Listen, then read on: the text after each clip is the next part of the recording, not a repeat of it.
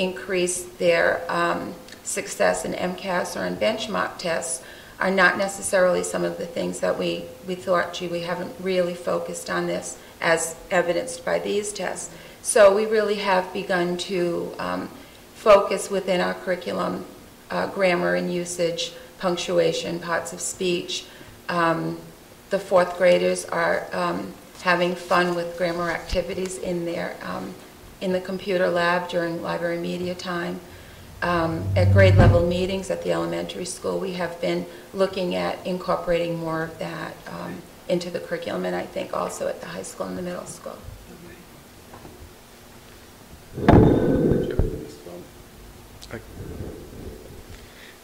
Just a couple of questions, because I know we've done this, but I'll let you guys answer. The comparison of the scores from these tests to MCAS, to NEEP assessments that are done throughout the nation, how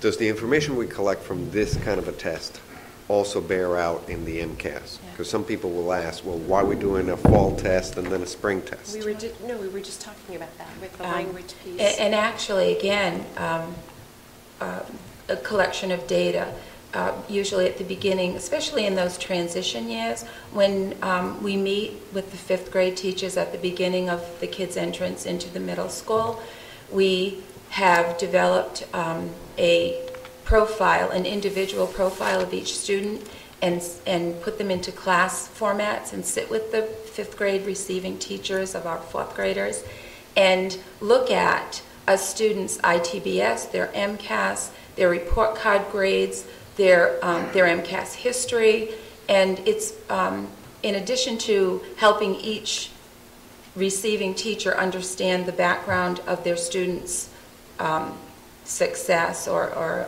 difficulties. It also helps us. Tomorrow at a grade level meeting, we look at these scores, we look at the MCAS scores from last year, and then we look at a student's STAY-9, for instance, in ITBS, and is it anywhere similar to their MCAS? Do we see a gap? Are there things in their DIBEL scores that seem to show success and yet they're having struggles here? So the more assessments we have, obviously, the clearer the picture of the student. The other question that I had is, I seem to recall when we did the MCAS analysis this past fall that we also noticed when you had the chart that you could go from one year to the next, and you see the student's performance over time. So you take the grade 2 going to grade 3 to grade 4, skipping a year, grade 5 going to grade 6. It seems like in the elementary school they seem to be performing at higher percentile levels, and then in the middle school there's a small dip and then a slight increase as they go off into 8th grade and 9th grade. I just find that an interesting trend that we have seen both in MCAS and in the ITBS. So it's kind of like, how do we work with those students? Because apparently it's the same students going from the elementary school to the middle school. How do we continue their strong performance from the elementary as they go into the middle school?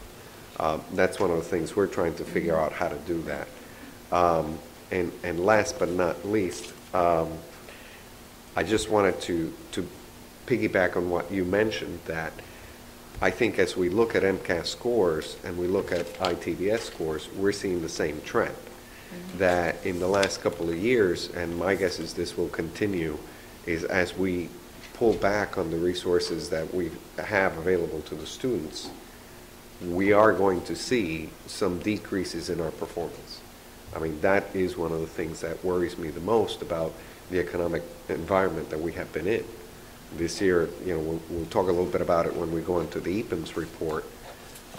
We have lost staff and increased class size. So my expectation is the same decrease that you just saw in the ITBS.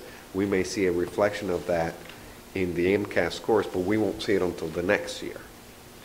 So this is a trend that, unfortunately, it's not the same as it was before. So just want to put it out there. I had one question. Based on the comments you made, it appeared that at the beginning of the class year, the teachers from the 4th grade get together with the instructors at the 5th grade and discuss the individual students, perhaps highlighting issues that well, actually, it's been the curriculum in my past job when I worked as a curriculum coordinator for the district, which I don't do anymore. But when I did do that, we would prepare the history, and I and Dr. Condon would meet with the teachers of the 5th grade, with the 4th grade. The present 5th grade is 4th grade records of all their testing. Okay, and then my follow-up question, which I think is even more appropriate, does it make sense to have more interaction amongst the teachers from the 4th and the 5th grade, and then also throughout the teams of each individual grade as the year progresses, perhaps subject-based interaction amongst the teachers is part of their preparation, plan preparation, and getting to know the individualized student? Yeah, and I do think that makes a lot of sense. We also are accomplishing a lot of that work through our vertical articulation of each subject area in our units of study and the benchmarks that we're setting from grade to grade for what students should know and be able to do at each grade level, and which grade level teacher will take responsibility for that piece of their ELA, math, science, social studies.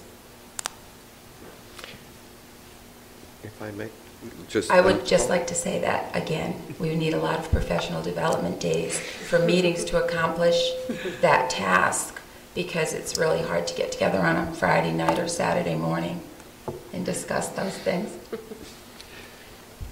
She stole my thunder. We were discussing that as part of the administrative team this morning, trying to prepare for next year's budget and looking at what resources we have and what things we need. The professional development time is time. And every time you look at time, there's a cost associated with it. We were talking today about the possibility, like this year we've used some monies from the grants to pay for subs to allow for that kind of interaction to take place. Well, the subs cost money, and then you have the actual professionals out of the room. So we're weighing the pros and cons of that. Would it be more advantageous to pay the staff to actually spend time outside of the classroom hours, whether it be over the summer or during vacations or after school at night, to get them to do that kind of work? Because it's either we take them out of the classroom to do that work, or we have to do it after hours and pay the staff.